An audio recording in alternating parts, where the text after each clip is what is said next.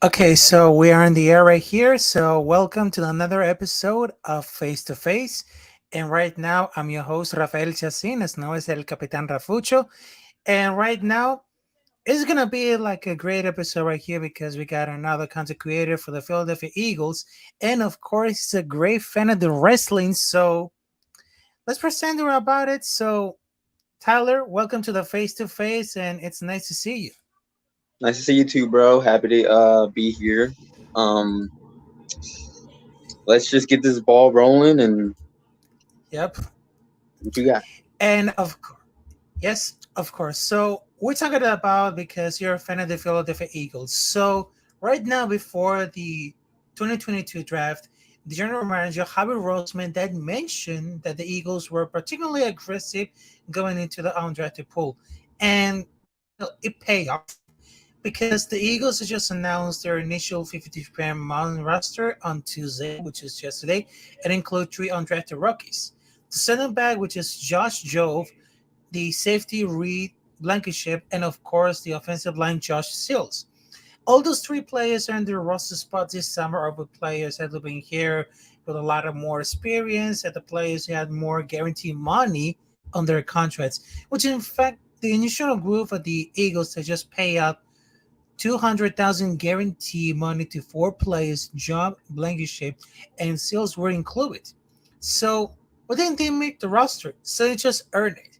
And there's a five-man draft class enter eight because there's an initial roster and then like more moves coming. But I just wanted to take a look closer right here because Josh Hill is from Oklahoma State. He beat out John Atkinson and Lamar LaRaven Clark in a coach, but because when Harvard was saying, when you're talking about sales, he sits five, he's 300 pounds, he had long arms, he's powerful, he's versatile. So, and Howie doesn't know about it. And that guy has really talent in this body. And when they're talking about the combination between him and Jock Anderson, they're really playing different positions, really. And of course, Josh Joe is from Alabama, which is the roll tide. And Ray Blankenship was from the Middle Tennessee State. So right now, let's give our thoughts about the undraft, undraft opinion about the Eagles, and of course the initial 50 prime roster. So the shock right here. They've got a hell of a roster, man. They're set, and they had just released Rager, who really hasn't panned out for them. So I'm actually content with this roster. I feel like this roster can compete now for not just the playoffs, but for a championship in the Mhm. future.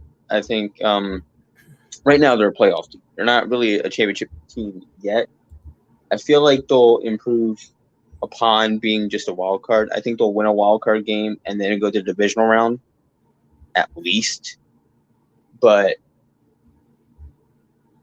as of right now, fantastic move by fantastic moves by Howie Roseman this offseason. And I'm ready for the season start next week. And I expect him to win at least 10 games, maybe 11. But I feel like their ceiling is 11 wins. Their lowest will be at least 10. That's how good they are.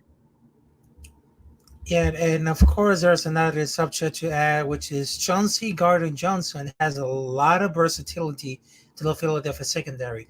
Now, this right here, that player right here had pulled off yet another president move cap the season. Chauncey Gardner Johnson, which is the do-it-all defensive who spent the first three seasons at the New Orleans Saints, they just get the defense back, which is Gardner Johnson, and of course, the seven-round pick from the draft 2025, and of course, Sandgate, the 2023 fifth-round pick, and of course, for another year for the sixth round.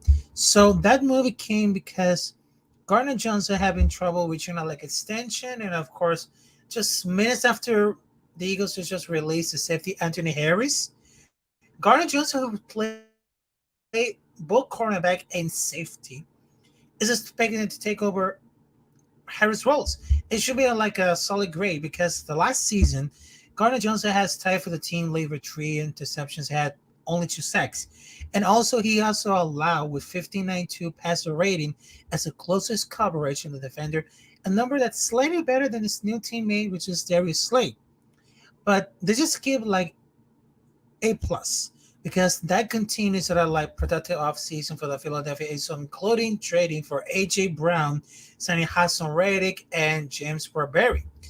So yeah, how are you thinking about these roster moves coming out for the Philadelphia Eagles, and of course for the inclusion of Chauncey Gardner Johnson getting ahead from New Orleans Saints to the Philadelphia Eagles? Dude, when I heard that we got him, I was ecstatic, very ecstatic, because he's a great defensive back, and they're trying to use him like you said as a safety more so. Um, so I feel like that position's finally filled because we tried to fill it this off season and it didn't pan out in the preseason with Tart didn't pan out, which sucked because he was a great pickup for us. I thought because he was good with his former team. But I feel like the defensive back from the Saints who can play safety. He's played both positions for the Saints. I feel like he's a great fit for sure. Mhm. Fits like a glove. He's scrappy. He doesn't take anything from the offense. He's a great guy to have on your team. Doesn't matter what team you have. He's a great guy. Yeah, exactly. And of course, over the draft right here, because they just drafted Jordan Davis, also the trade for AJ Brown for the Tennessee Titans, and of course, Nakobe Dean for the Georgia Bulldogs. And of course, that draft became mind blowing because all the Philadelphia Eagles fans are cheering up for what see what happened next. Because after they just lost against Tampa Bay Buccaneers in the playoff, which is the wild card playoffs, I think this is the biggest chance to that division was fully stacked. But the only reason is, can Philadelphia Eagles beat Dallas Cowboys, which is the quarterback Dak Prescott? Because if you look at the stats right here, because over the last episodes that I was talking face to face on some of Dallas content creators and of course Philadelphia Eagles content creators about the stats of between Jalen Hurts and of course versus Dak Prescott. So let's see what they got over here because right now I'm gonna share the screen. Hold on a minute. And of course, if you see anybody else, hit the like button. And of course, subscribe not only to Tyler, which has had an amazing podcast, it's been real to me. And of course, you can subscribe to Rafael Chacin to see the latest videos right here. So, all right, so let's see what I got is right here. All right, and then, oh, hold on a minute. Let's see what I got over here. All right, so let's see. All right, and then, oh, then boom. All right, so there's for the comparison between 2021 football stats comparison. Now, Jalen Hurts has been playing for now. Jalen Hurts is it's sacks 26, and it's had 9 interceptions. But Dak Prescott has more completions, percentage, yards, and of course they had an average for 7.5. And of course, for rushing yards, and of course he's a leader with 139 yards, and of course as long as at the 31.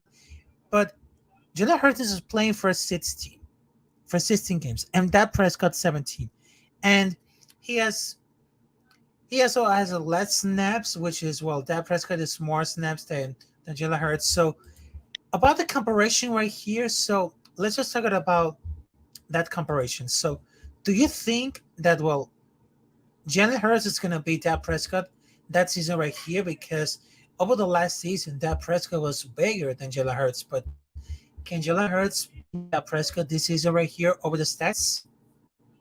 To me, it all depends on Jalen Hurts' arm.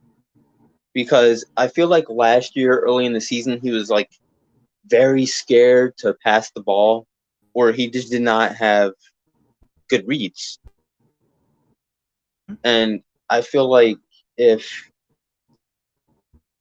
you know, he has the same season as he did last year and the year before, I, I really feel like Dak Prescott would be the better quarterback. And this is me being unbiased. I'm not going to be biased and say, oh, Jalen Hurts is better, because look at last year, the eye test. He didn't Mhm. really pass it to me, as the quarterback, because he was scared to pass the ball on a few occasions. He would he would get the snap, immediately run, or Mhm. get the snap, immediately miss the first read, ignore the deep guy down the field, and pass it either a check down, which gets intercepted, or pass it in double coverage. If Jalen Hurts can be a better passer, I think he has a chance to beat Dak Prescott. But Mm. I've got to see his arm. If his arm is better, then there you go. He's gonna be better than Dak Prescott. But right now, I feel like Dak is better than Jalen, Mm. and that's coming from an unbiased standpoint. Yeah, to say that So about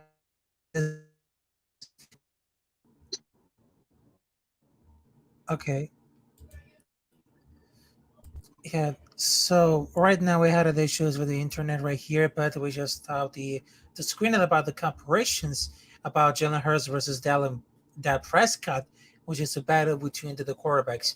So I know that you're a Philadelphia Eagles fan, so let's just turn it back for the 2018. Well, the Philadelphia Eagles won the Super Bowl against New Orleans Patriots. And that's just like a big excitement, and it's just like a big feeling for all these Philadelphia Eagles after all these years. They just earned the Super Bowl with some of the greatest players that I'm not sure about it. So tell me about the reaction when Philadelphia Eagles won the Super Bowl in 2018, beating the Patriots of New England. I always tell this story, and it's like it's just a great story to tell. I'm sitting there. I have like a whole plate of wings sitting on my couch, watching the game on my big screen in the living room. I have like a huge TV in the living room at that point, and I'm sitting there, and it was like as soon as the Hail Mary was thrown, the Fail Mary was thrown, it was like in slow motion. You know how in movies that there's slow motion in movies? It was like it was in slow motion the entire time. And I'm like, please drop this ball. Please drop this ball. Please drop this ball. Ball gets dropped. And I'm sitting there, wing in hand. I was about to eat the wing. I stopped midway, and I look at the TV, my mouth's wide open because I am shocked. I look at my TV, and I'm watching the game with my mom, my dad, and I look at my brother. I look at the TV. I look at my mom. I look back at the TV.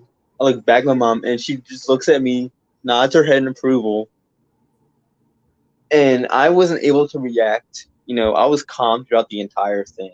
I'm like, we won the Super Bowl. And Wow. then for the rest of the night, I'm punching the air.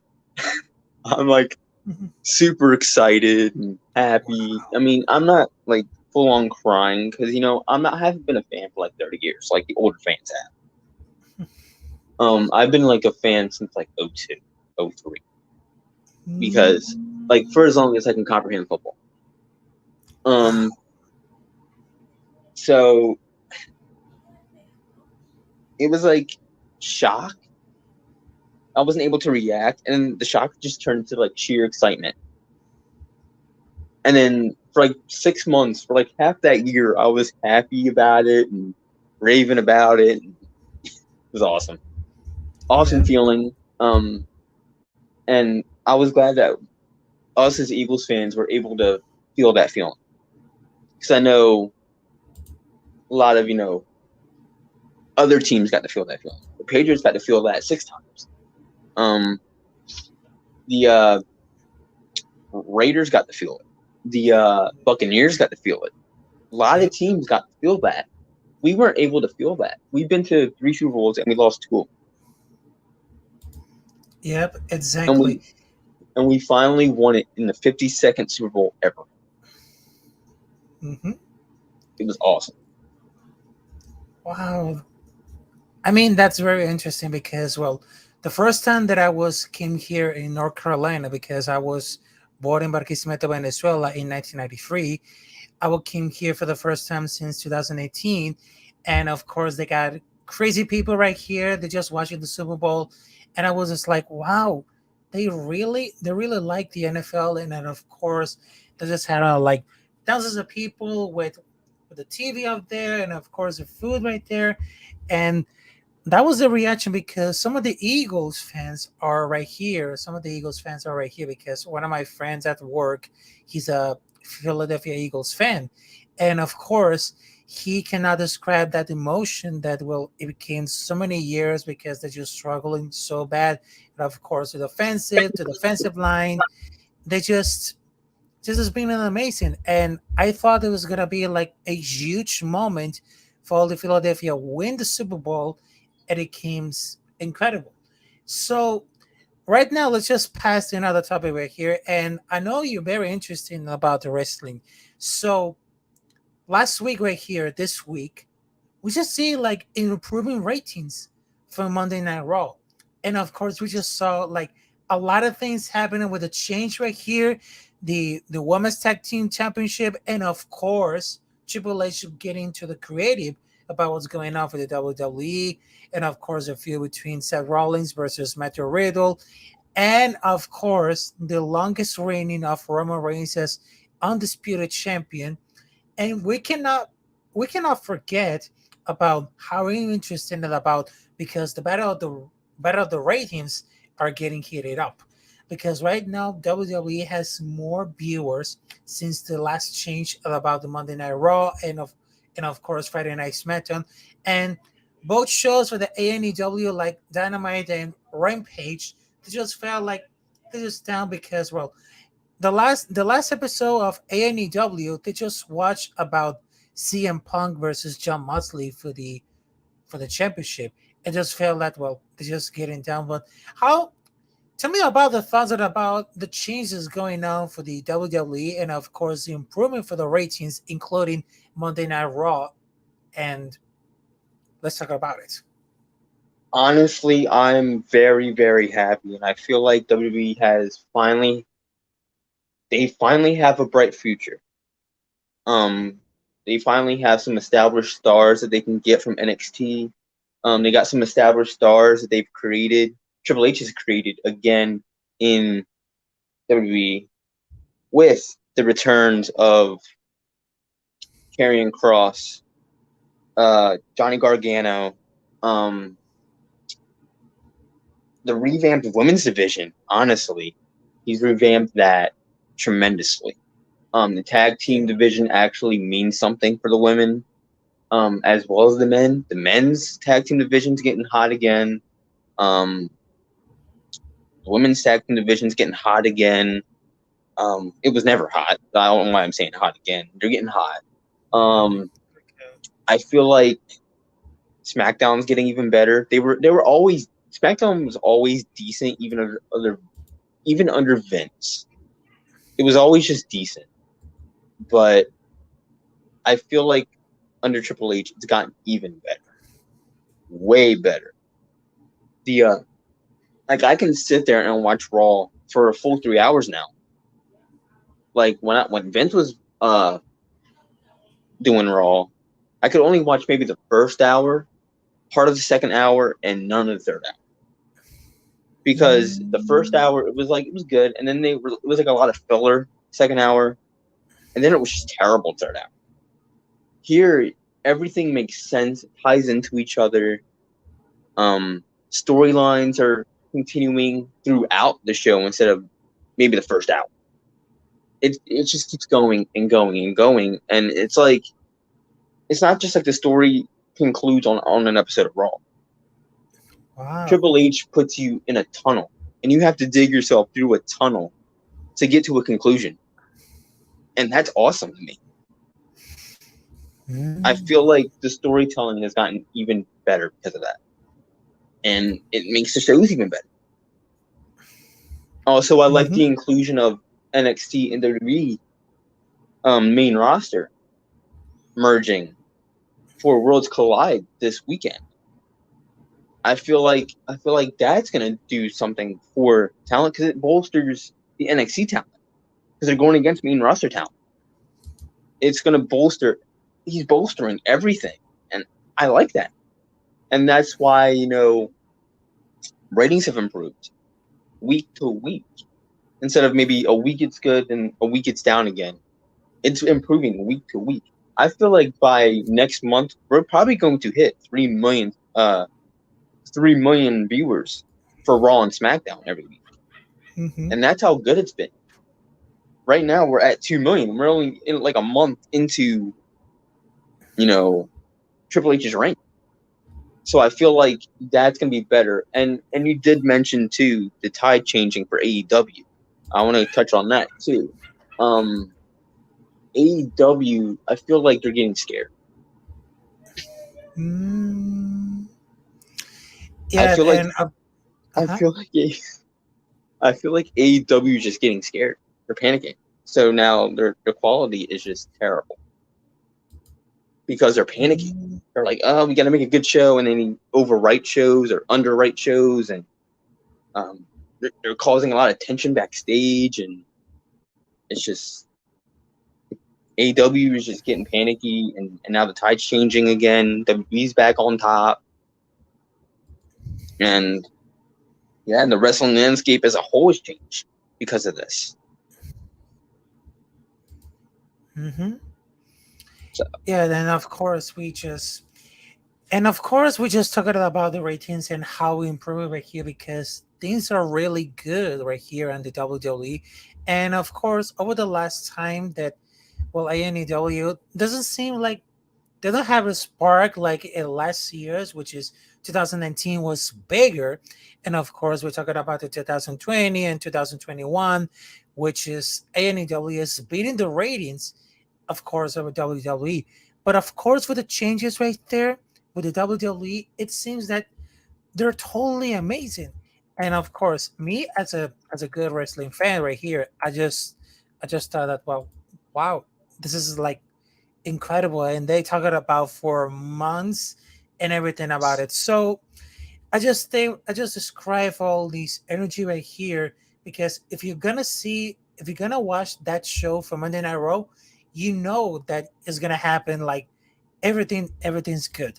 And of course, not only Monday Night Raw but also NXT and also NXT Level Up, SmackDown, and of course the main event, and of course the pay-per-view. So it just happened that I just watched that they're gonna bring the old times of wrestling, and of course, since I was a great fan about it, and I was watching all those videos from the old wrestling from the 90s and 2000, I was stunned to see all these superstars getting knocked down, and of course, there are some funny moments, and for right now, for the wrestling, I have a one question for you. What was the first time that you went a wrestling show in your life?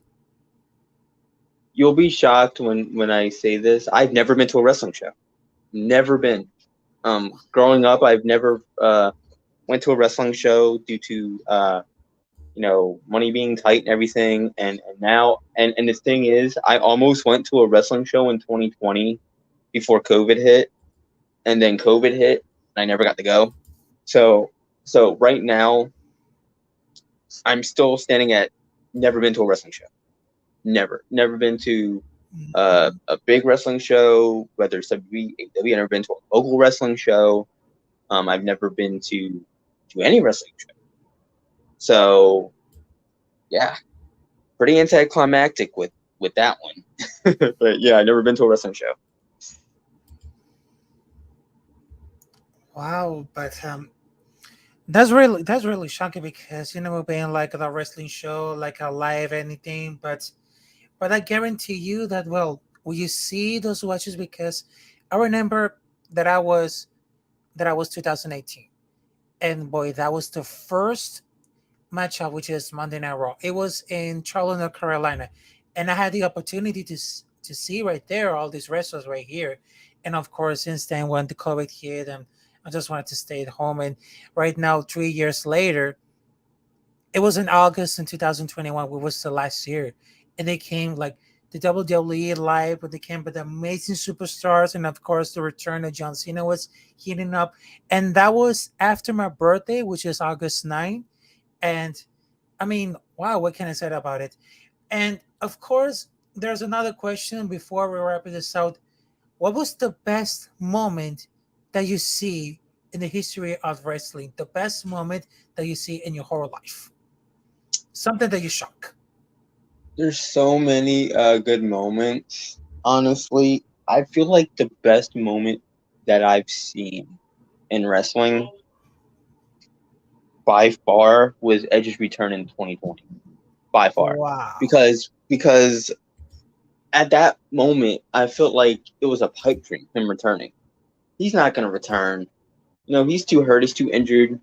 And to see this man's career taken from him in 2011 sucked. But for him to get it back in 2020 due to him being cleared, just watch that moment again, and you could see it on his face. It wasn't the reaction that he had when the crowd cheered him and him walking out. You can see it in his face. He was trying not to cry walking down to the ring. He was so happy that he got his dream back. And I feel like that moment, outshined any other moment, even from my childhood. It outshined everything. I feel like that moment right there was it. Wow. That's really amazing. And of course we can see a comment right here. So we got Big Pat, Ralph, what's up, little bro? And of course we got Big Fresh right here, the Capitan El Mucho Rafael Chacin. Yes. So, and of course, I remember I was seeing my dad right here. The biggest moment that I was watching him wrestling was getting a BGS tape of the best moments of WrestleMania, fall during the history right here, since the first edition to the actual, which is in 2004. And I was sitting down with my dad. I was watching that, wow, that tag team match between the Hardy Boys versus Edge and Christian versus the Dudley Boys and the tables, ladders, and match. That was huge classic. And of course, there is Stone Cold Steve Austin versus The Rock, which is unforgettable. And there's Brock Lesnar versus Kurt Angle. And I remember that was the missing sharpshooter that was hit the ground right here. And I was getting like, wow, that was incredible. And there are so many things that I just remembered about those wrestling things right here because we both grew up at the same moment watching some good of wrestling from the 90s to the 2000, and of course we know about it because there's so many important things that we should grow up. And of course we just see a lot of things just like blood match, Judgment Day, and of course we see a change for heel to face. And what can I say about it? This is practically because I was very interested in about the wrestling war. Even when I was a journalist, I would start to write in all these stuff right there, and I gave it like a December for these moments for the life, and I was getting awesome. And that's the way the point of the life that I was getting to. And of course, since that was like a really really good interview right here with Taylor, so I just wanted to say thank you, Taylor, to having us with another episode of Face to Face. And of course, what should we following you of each social media? What can we find you, Mr. Tyler? I am on obviously on YouTube. On it, just look up It's Real Me podcast. Um, we do a lot of play. We do a lot of podcast episodes. We just revamped a series called the W Pay Per View review series, where we review every W pay per view that you guys give us. I'll do. I I'll ask whether it's on Twitter, whether it's on Facebook, whether it's on anything, TikTok, whatever, what have you. All my other stuff, TikTok. It's just my name, Tyler Michael Coleman. My Facebook, Tyler Michael Coleman. Um, my Twitter, the podcast Twitter is it's only on YT. Um, that's the tag itself at it's only YT, and yeah, um, just be on lookout for any polls about that series. We do every episode of the podcast every Thursday at 9 o'clock Eastern time, 9 o'clock p.m. Eastern time. So hope to see you guys there. Like and subscribe to not only my buddy over here. Like and subscribe to my to me mine and Rob's channel. I need to put him over too since Yep. he helps me with that. So subscribe to us. Um, mine and Rob's wrestling channel. It's for me. It's for me podcast. Also subscribe to the Philly Sports podcast. We do that channel too. So that's all I have for you guys. Oh, and follow at Philly Sports 97. I think that's the Yeah. Philly Sports Yeah. I think. Twitter page. Yeah. Ask Mhm. where I'm, Yes. but follow on that. Um, Yep. but yeah, great episode of the face to face Hmm. show with your boy here and me. And Yes. honestly, I'm gonna end it off like this. Tell us in the comments what your favorite wrestling moment is. That'd be Yes. awesome to have That'll be that. great. That'll be great. Yes. Awesome to have it, man. Help you in any way. Like and subscribe if you liked Yep. this. Um, great show today, man. I'm glad Yes. to have been on. Mhm. Um, and yeah, that's all I have. Any Okay. final words? So I just wanted to say thank you for having us at the face to face, and of course, Well, don't forget to subscribe Rafael Chacin at YouTube, and of course, you can follow me on Twitter or Instagram as at Capitán Rafucho. I repeat, at Capitán Rafucho, and of course, it's always a pleasure to interview some of the coolest content creators right here on Face to Face. So this is like an interview show talking about the content creators and about what's hot with the topics, and of course something about us in our lives. So it's been another episode of Face to Face with your host Rafael Chacin and of course our special guest Tyler. So I'll see you there next time. so